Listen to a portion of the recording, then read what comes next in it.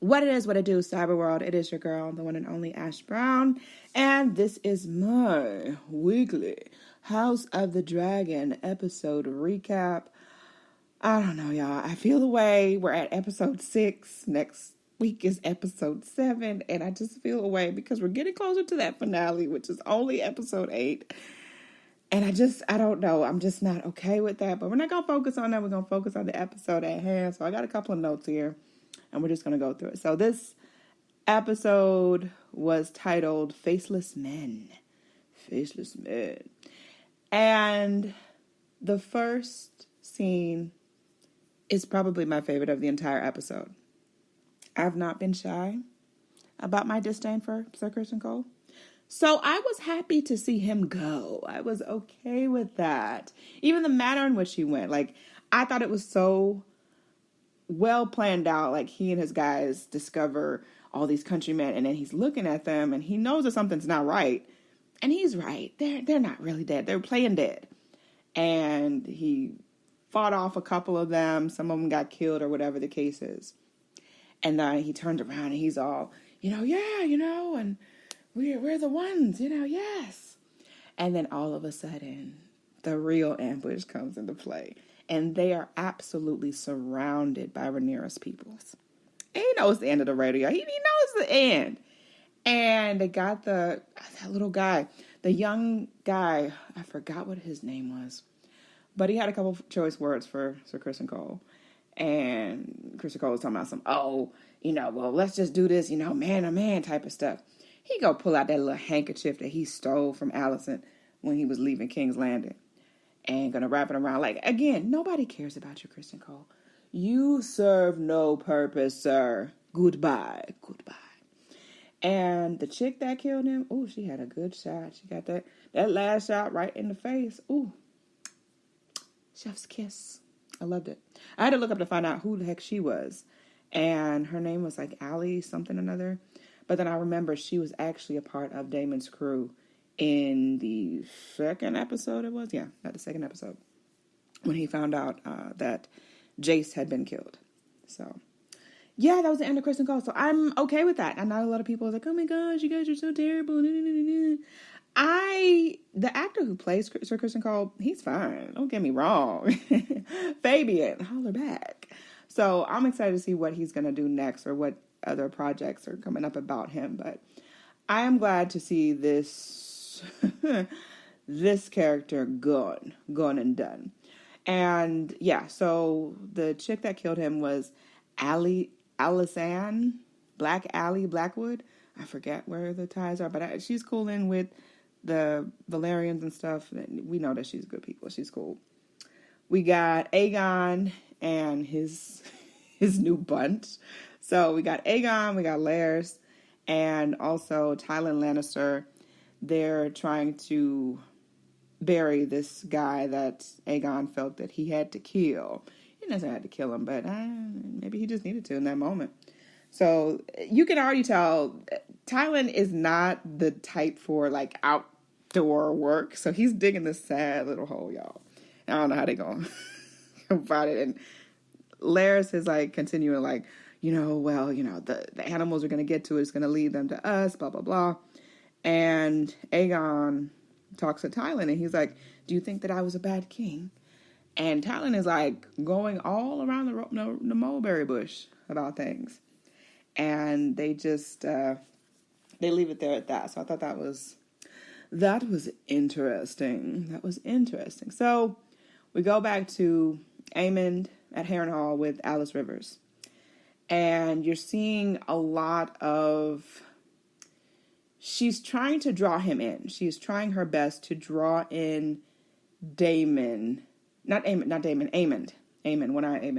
She's going to draw him in, and I don't know necessarily if she sees a relationship or a future with him, but she absolutely knows that having him on her side is leverage.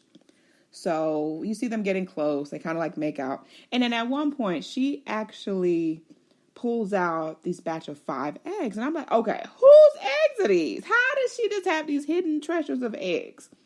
And she's got these dragon eggs. And that immediately gets Daemon back onto it, because he's super worried about where Vhagar is. He's nothing without Vhagar. We know that. No, you ain't nothing without Vhagar. And so this absolutely gets his interest, and him and Alice Rivers are like making out and stuff.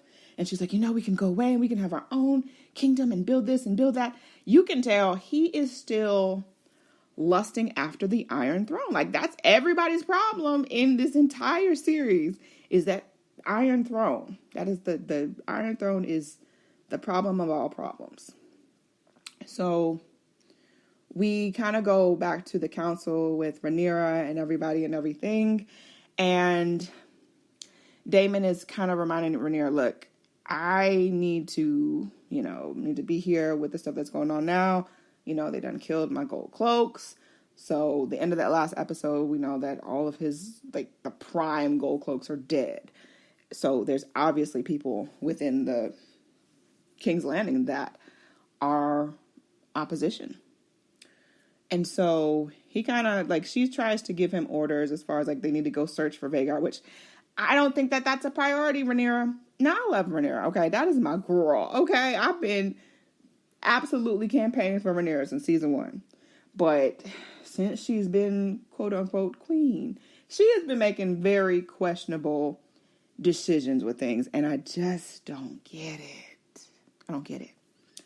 So Daemon then does his own little investigation and finds one of the opposition and kills him off. And they said something around the lines of, there's so many of us, we're in the shadows, we're in the air.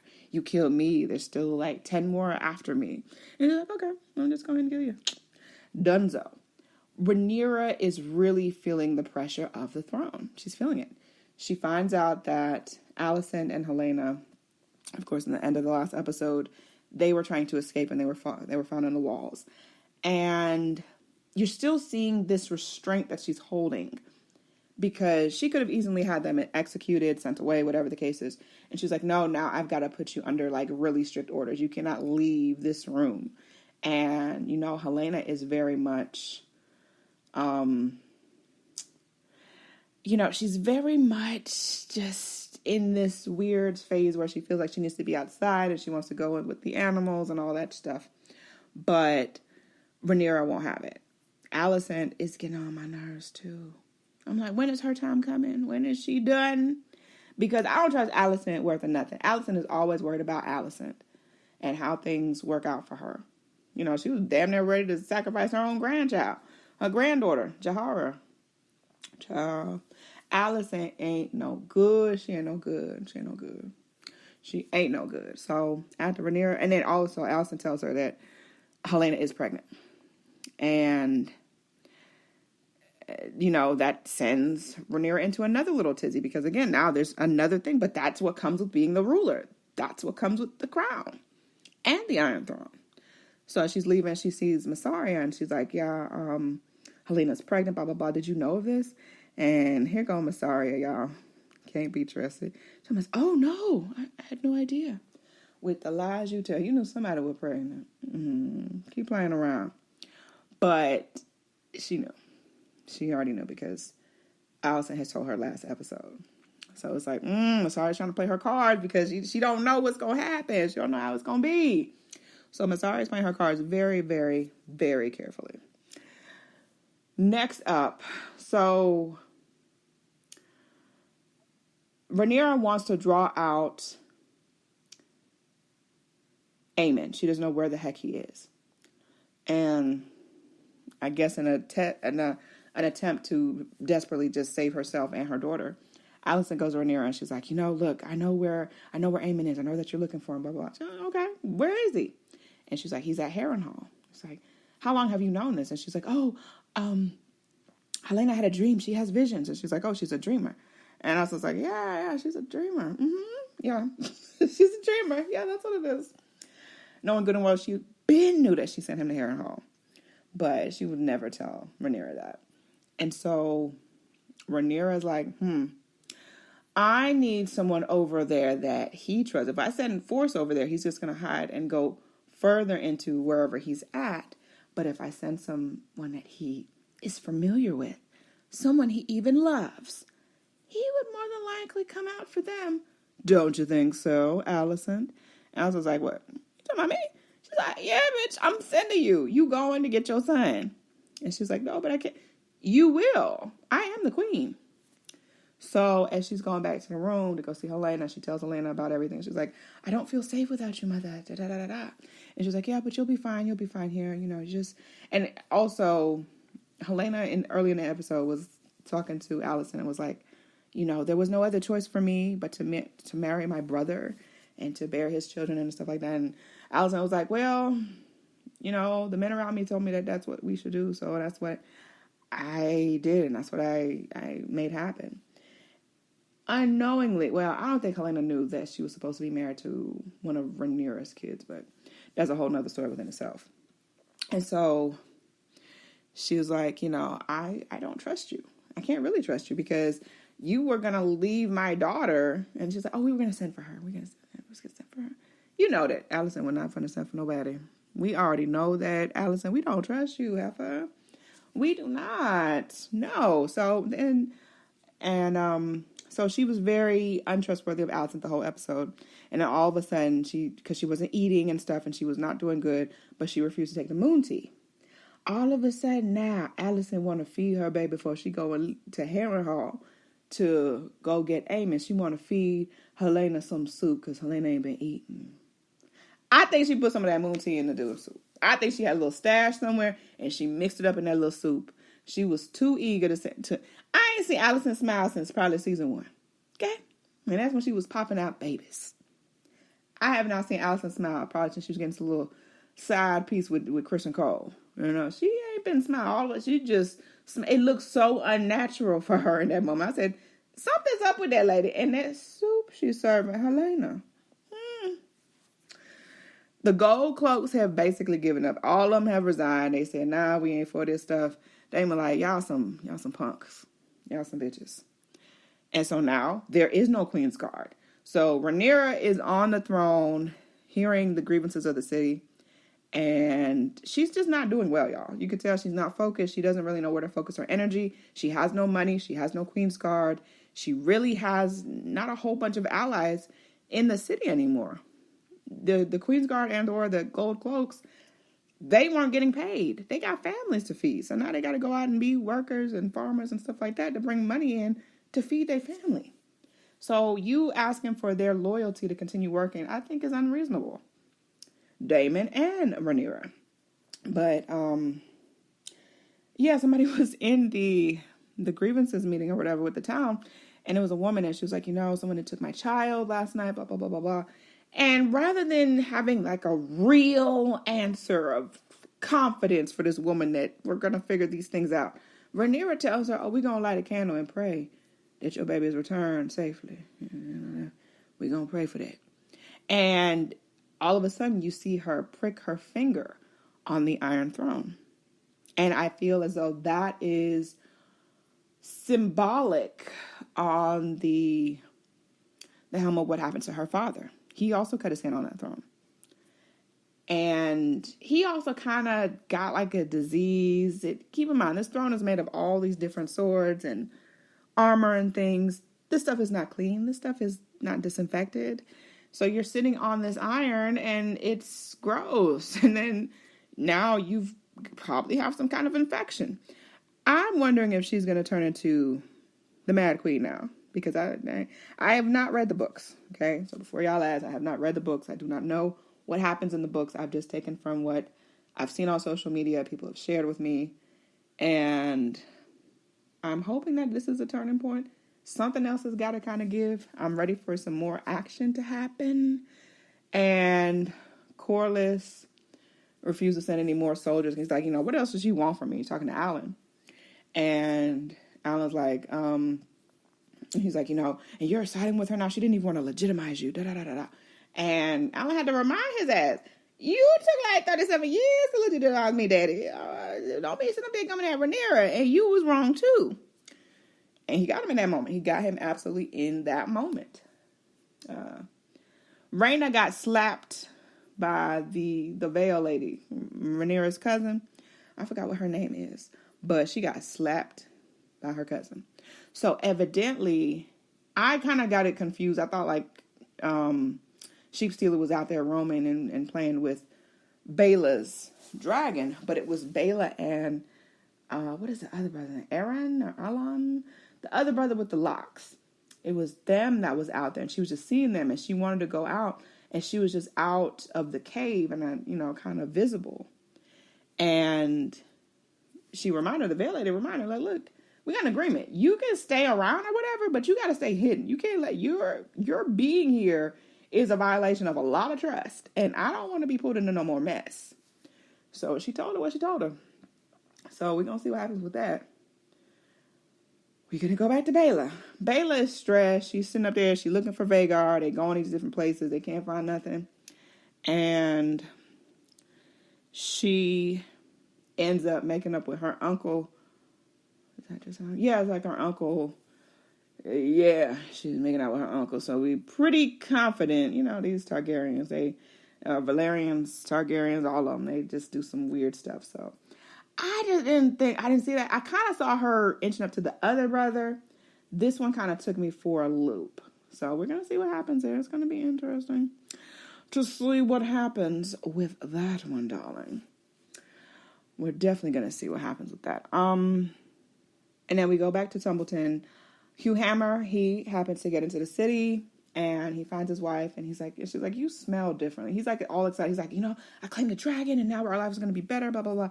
And she's like completely like not for it, which before she was already not for it. I think he thought if he got this thing and showed her, then she would be proud and be happy and be on board. She's like, nah, bruh. Like, I'm not even studying that stuff. You smell differently. Like, you look different. You're not the same person. And he tries to grab her and kind of almost drag her off. And she's like, no, I'm not going with you. Absolutely not. And so you're seeing kind of the crack in that very fractured relationship. And I'm wondering if this is now if he is going to turn on Rhaenyra. I definitely feel Ulf is gonna turn. I definitely feel that Daemon keeps slapping him and punching him and humiliating him publicly, as he did in this episode too. He didn't even realize it was Daemon. But I just see Ulf flipping. I can see Ulf flip. Absolutely. Hugh Hammer, that's going to be interesting to see what happens with that. It's going to be very, very interesting. But now we're in Tumbleton, and Sir Gawain is back. And I didn't really notice this until afterwards, but Ormond has a lot of underhanded trolling of Gawain that he does. Kind of going back to his sexuality. So you're kind of feeling like, okay, Gawain is gay, and Ormond is just like, doing the macho thing, and rah, rah, rah. And so early in the episode, the Baratheons came to Rhaenyra, and she's like, look, I should have your head and your belt and all this stuff. I need y'all to do something for me. So they end up going to Tumbleton, and basically they try to ambush and kill Daeron. And they were welcomed in with an odor. They were in like marsh or something, and they smelled terrible. And you could tell Armin was already kind of perturbed by that. And they pretended to be the Baratheons that they were looking for. But Gawain, because he has been in the battlefield and he knows the stuff, he recognized that they weren't who they said that they were, and they were there to ambush. And so as they started going toward Daeron, Gawain jumps in and just started like massacring them, and you're seeing Ormond like in the back like a little bitch. Ormond was a real bitch in this moment. I was like, Ormond, you such a bitch. He's sitting up, he ain't doing shit. He just yelling and screaming and throwing his hands up and shit. Daeron was doing more shit, fighting and defending than Ormond was. And so Gawain, does all the stuff, does all the things, and then you see Ormond, he turns and he throws up because he's so revolted by all the killings and the blood and the swords. I was like, Ormond, you little bitch. You are somebody's bitch, Ormond. You also see in the episode that Daeron talks to Gawain, and he's like, look, you left me here with this guy. He's a freaking madman. I'm ready to leave. Did you see my mother?